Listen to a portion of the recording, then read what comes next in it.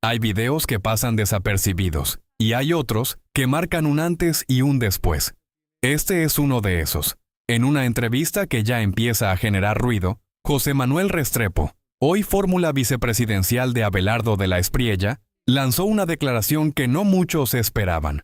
Asegura que su proyecto político no solo está creciendo, sino que ya tiene posibilidades reales de llegar a segunda vuelta. Pero lo más llamativo no es solo la confianza con la que lo dice, sino el mensaje que hay detrás. Restrepo no se limita a hablar de cifras o propuestas, va más allá. Plantea un giro en el rumbo del país, con un discurso enfocado en seguridad, estabilidad económica y autoridad institucional. Un enfoque que claramente choca con sectores cercanos a figuras como Iván Cepeda. Esta no es una entrevista más. Es una señal, una advertencia de que el tablero político se está moviendo y de que nuevas fuerzas están intentando disputar el poder con fuerza. La pregunta ahora no es si lo lograrán, sino qué tan rápido están avanzando. Lo vi un poquito ahí en el ojo del huracán de las redes sociales este fin de semana, porque hizo como una referencia un poco, como diríamos, discriminatoria de la vicepresidenta Francia Márquez. Eso no tiene ni... ¿Cómo fue que dijo? Dije que yo no iba a ser un vicepresidente que iba a montar en helicóptero. Pero eso no tiene Utilizó la expresión del helicóptero mal expresada, que a veces se escucha como una burla a una persona. Pero mira, no tiene ninguna connotación ni racista ni clasista, ninguna de las dos connotaciones. Es más, es un mensaje irónico al rol que debería adquirir un vicepresidente, que claramente es un rol que tiene que ser mucho más potente, y ni siquiera por Francia, por cualquier vicepresidente. Entre otras, además, porque a Francia ni siquiera la dejaron actuar como vicepresidenta. El problema no es de ella ni siquiera, es problema de Petro. Pero al final de cuentas no tenía ninguna connotación. Es como si me hicieran a mí una crítica con tono cachaco por cualquier cosa. Burlándose de usted. Lo que pasa es que precisamente se ve más mal, de menos buena manera, que sea refiriéndose a alguien que... ¿Y por qué? Que no habla bien. Porque una cosa es... No es que hable bien o no habla bien. Es que así se pronuncia incluso en ese costeño pacífico. Es como si alguien se burlara de Abelardo porque habla en costeño. Yo dijera... Bueno, una buena salida, una buena defensa ahí de esa Pero situación. mire, al final... Con ironía o no con ironía, lo que sí tengo claro es que un vicepresidente tiene que ser mucho más que eso. Y tiene que ser un vicepresidente que logre, primero y sobre todo, tener la capacidad para ser presidente de la República. Y creo que los colombianos tienen que saber eso, que cuando eligen, no solamente eligen un presidente, eligen un vicepresidente. Si el vicepresidente no tiene la condición para ser presidente, eventualmente están eligiendo mal. Porque la misión constitucional es reemplazar temporal o definitivamente al presidente. Y dos, en mi caso particular, mi tarea va a ser una tarea de conexión de lo local con lo internacional y proyectar a Colombia al 2050 en temas de seguridad estratégica, de energía, de cuarta revolución, de tranquilidad de los mercados internacionales en materia económica, de relaciones con Estados Unidos. Usted precisamente, bueno, lleva ya un mes, que me imagino se le han hecho ya como 4 años. Sí, porque se duerme poquito, la verdad. ¿Sí? ¿Cómo es la rutina? Yo primero me siento como en Disneyland. O sea, ¿por qué? Feliz. Porque no hay nada más divertido feliz que una campaña, sí, me parece espectacular. Sí, no, me parece mire. espectacular estar en el contacto con la gente, escucharla. Hay personas masoquistas, perdón. No, a mí me parece divertido. Me parece que incluso cuando comparo, yo nunca había hecho campaña electoral, una cosita pequeña, porque fui candidato edil de Chapinero en Bogotá ¿Y cuando perdió? era chiquito. No, yo fui la votación más alta de Bogotá. Usted es edil, tiene edil también ya trayectoria electoral. 1952 votos, claro, poquito, ¿no? Algunos dicen que yo no tengo votos, sí tengo 1952, por lo menos. Oiga, y hay quienes dicen, ¿por qué le aceptó a Abelardo de la Espriella, que es una figura más asociada como con la confrontación que con el consenso técnico, que es el que lo ha caracterizado a usted, ¿no? De alguna manera, Abelardo de la Espriella es una figura muy distinta a lo que usted representa, de cierta manera. Lo primero y lo más importante es porque yo creo que estamos en un momento desafiante de país, en donde nos estamos jugando el todo por el todo de la democracia, y en donde quienes tenemos alguna forma de liderazgo, tenemos que estar dispuestos a servir en el liderazgo, quemar las naves y entregarlo todo por el país. Yo hubiera podido no hacerlo, pero lo hago por Colombia, por mis hijos, por los hijos de los colombianos, porque yo sí creo que estamos en un riesgo grande. Esto no es una elección normal, como hace 4 años o hace 8 años, o como si estuviéramos eligiendo presidente de Costa Rica. Esta es una elección definitiva para el país. ¿En qué sentido definitiva? En el sentido de que si caemos en la lógica de la fórmula Cepeda-Quilque, pues vamos a tener un problema grande de destrucción de pesos y contrapesos de la democracia, de destrucción de las instituciones, arrancando, por ejemplo, con la autonomía de la banca central,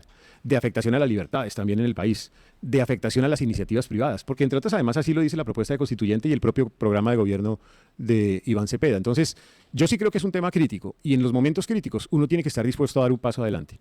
Segundo, En las conversaciones con Abelardo de la Espriella, él sabe perfectamente que yo puedo ser un gran complemento a su fórmula presidencial y que puedo ser un gran complemento en el sentido de tener ese tono de conocimiento del plan de gobierno, de contribución al plan de gobierno, ese tono también de aporte incluso en las conversaciones con distintos actores de la sociedad, ese aporte de experiencia desde lo público, desde lo gerencial, que también la tiene él y más faltaba, ese aporte de saber cómo exigir resultados a los actores de política pública, y ese, llamémoslo así, un aporte también de conocimiento de temas de educación, de cultura, de hacienda pública, de salud, temas de educación, temas internacionales, entre otros asuntos. Entonces yo creo que era un buen complemento. Yo siento que más allá de si él confronta o no confronta, para terminar en ese punto, yo creo que la apuesta de esta plataforma política es una apuesta que lo que tiene claro es lo que tiene que hacer. Y tiene coherencia, no tiene tibieza en la forma como actúa. Porque la seguridad que pide la gente en las calles, que piden los pueblos del país para enfrentar la extorsión, para enfrentar los problemas que están teniendo en los barrios, en las ollas de microtráfico, sí se necesita una dosis de carácter. Y lo segundo es pues, que la plataforma tiene claridad en lo que es defender la iniciativa privada y el apoyo al sector empresarial. Ahora, él tiene un estilo y yo tengo otro estilo, pero entre los dos estilos creo que complementamos esta forma. En medio del reacomodo político que vive el país, hay una dupla que empieza a llamar la atención. Abelardo de la Espriella y José Manuel Restrepo. Y aquí hay una clave que muchos están pasando por alto. El verdadero peso estratégico de Restrepo dentro de este proyecto, porque no llega como una figura decorativa, llega como el cerebro técnico, un economista con experiencia en gobierno, con manejo de crisis y sobre todo, con un discurso que busca generar confianza en un momento donde la incertidumbre económica pesa más que nunca. Mientras de la Espriella conecta desde lo emocional, lo jurídico y lo confrontativo, Restrepo cumple otro rol, aterriza las ideas, les da estructura y las convierte en propuestas viables. Es el equilibrio entre discurso y ejecución, y eso puede ser determinante, porque en política no basta con convencer, hay que demostrar que se puede gobernar. Ahí es donde Restrepo puede marcar la diferencia. De hecho, pues la gente interpreta su nombramiento, o pues algunos sectores interpretan que lo que hace es como darle cierta tranquilidad a algunos sectores, porque el candidato Abelardo de la Espriella pues no sabe la gente a qué se atiene. Es decir, sabe que hay un hombre ahí que como abogado litigante es fuerte en sus posiciones, pero no lo ha visto actuar, o de hecho en sus actuaciones como abogado, pues más allá de que es su trabajo como abogado, pues genera ciertas resquemores en ciertos sectores, y como que ustedes lo pusieron ahí como para como ayudarle a llevar un mensaje más de tranquilidad a ciertos sectores que podrían tener temor a votar por él. Yo no creo que yo sea un hombre que necesariamente consiga votos por esa vía, pero más allá de eso, si ese fuera el caso, habla bien de Abelardo, porque no buscó una persona que le hiciera, llamémoslo así, o reforzara parte de sus posiciones, sino por el contrario buscó a alguien que le ayudara no solamente a tener una apuesta electoral, sino una apuesta de gobierno, o sea, una apuesta en la construcción de Estado. Y en ese orden de ideas, yo creo que puedo ser también un puente de construcción de unidad, porque lo que está claro es que si existe una posibilidad de una segunda vuelta, o bien porque somos segundos, o bien porque somos terceros, se va a necesitar construir unidad. Y creo yo que yo sí tengo la capacidad de ser puente de unidad. Buen punto ese, y quería hablarle de ello, porque desde el gobierno nacional aparentemente como que consideran que es mejor que Cepeda, que el candidato Iván Cepeda, el candidato del gobierno, se enfrente a Abelardo de la Espriella, porque consideran que así el candidato Iván Cepeda eventualmente podría recoger más votos del centro, y en esa medida pues no les interesa tanto competir contra Paloma Valencia en la segunda vuelta, porque creerían que Paloma Valencia podría ser una contendora más difícil para ellos, y de hecho algunas de las encuestas recientes así lo dicen de cara a la segunda vuelta.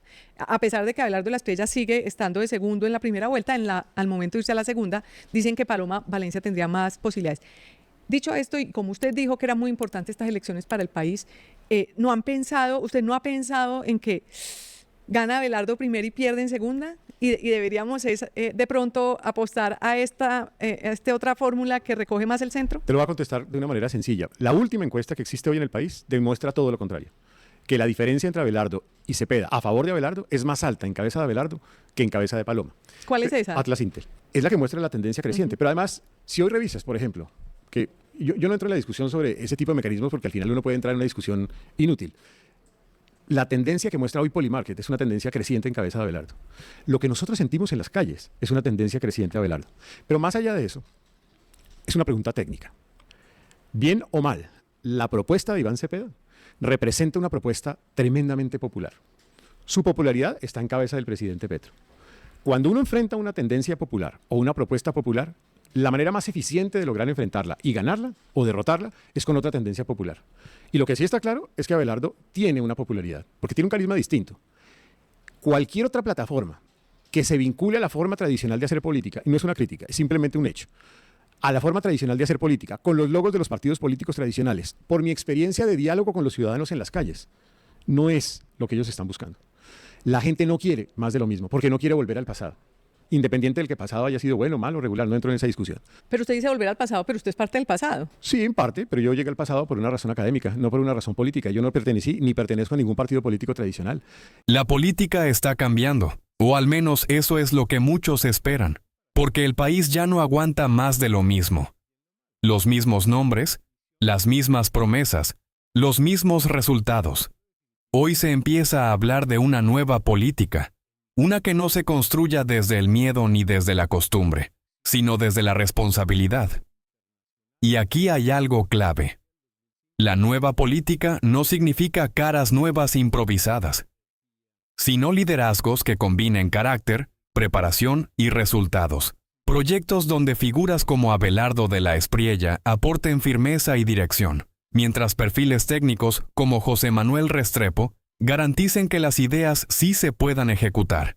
Porque si algo ha dejado claro la historia reciente, es que no basta con discursos bonitos. Se necesita gestión real, decisiones difíciles y un rumbo claro. Evitar volver al pasado no es solo rechazar a los mismos de siempre, es exigir resultados distintos. La nueva política debería hacer eso. Menos improvisación, más responsabilidad. Menos ideología vacía, más soluciones concretas. Y sobre todo una ciudadanía que deje de conformarse. Porque al final el cambio no depende solo de quienes aspiran al poder, sino de quienes deciden a quién dárselo. Y nunca lo fui. De hecho, ni siquiera conocí al presidente Duque. Cuando él me llama por razones académicas. Similar que Abelardo. Cuando él me llama, no me llama por razones políticas, me llama por razones académicas. Entonces, mi pertenencia, llamémoslo así, a esa forma tradicional de hacer política, pues es muy distinta a la de los demás. A propósito, lo veo con una cantidad de papeles. ¿Usted está armando ahí el plan de gobierno o cómo es la vaina? Tuve una misión desde el primer día que hablé con Abelardo. Ahí estamos reconstruyendo a Colombia. Sí, yo tuve una misión desde el primer día hablando con Abelardo. Él me dijo, quiero que empieces a trabajar con el equipo programático, que es un equipo grande, en donde tema por tema, quiero que los estudies, los analices, los complementes. Yo tenía mi libro de Al borde de la esperanza que recoge unos de los temas que están incluso en mi propuesta inicial. Así es. Y lo que yo he hecho aquí es recoger tema por tema. Entonces, el milagro de la salud, el milagro de la economía, el milagro de las finanzas públicas y así sucesivamente. Y un poco esto ya está recogiendo mi complemento. Y parte de mi tarea ha sido un diálogo permanente con el equipo programático y con Abelardo mismo para pulir y perfeccionar esa propuesta de gobierno. Cuéntenos, a los que nos están escuchando, a mí también, tres cosas que haría el gobierno de Abelardo de la Espriella en Colombia, tres fundamentales. Primer fundamental, el problema más grave de Colombia, que es el problema de la salud. ¿Por qué es el más grave? Porque es una crisis humanitaria. Y es una crisis humanitaria en donde el 90% de los pacientes no tiene acceso a medicamento completo. O donde se cierran servicios en salud. Solo en Antioquia, más de 30 en el último año. Entonces, ¿qué es lo que hay que hacer? Una estrategia de cortísimo plazo, casi que de choque, que la hemos estimado en 10 billones de pesos. Yo ya la tenía trabajada también en esa misma dirección.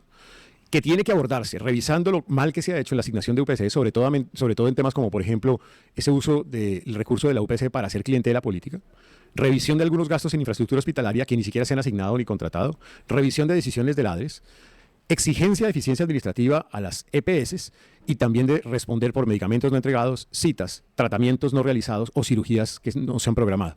Y una estrategia de mediano y largo plazo que incluye el pago de la deuda anterior, a través de un trabajo mancomunado entre IPS, CPS, academia, sector público, fortalecer temas de tecnología, enfrentar el desafío de la corrupción, avanzar en dignificar médicos y enfermeras y recoger parte de lo que propuso Petro, que se quedó en el bla, bla, bla, es su estilo, no en los resultados, que es promoción y prevención y atención primaria en salud. Esos son algunos de los caminos. Estoy resumiendo un programa exacto, muy completo. Obviamente, pero yo creo que la gente capta lo esencial. Y precisamente usted habla de desatrasar la deuda, que es lo que tiene un poco quebrado el sistema y demás.